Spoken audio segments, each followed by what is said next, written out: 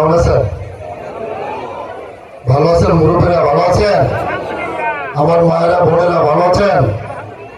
আমি বাংলাদেশ জাতীয়তাবাদী দলের পক্ষ থেকে, আমার ব্যক্তিগত পক্ষ থেকে, আমাদের প্রিয় নেতা বিএনপির চেয়ারপারসন জনাব তারেক রহমানের পক্ষ থেকে, আমার প্রিয় গরিব অঞ্চলবাসী, আমার মায়েরা বোনেরা, আমার মুরব্বীরা, আমার ভাইরা, সবাইকে আমি অভিনন্দন এবং শুভেচ্ছা জানাচ্ছি।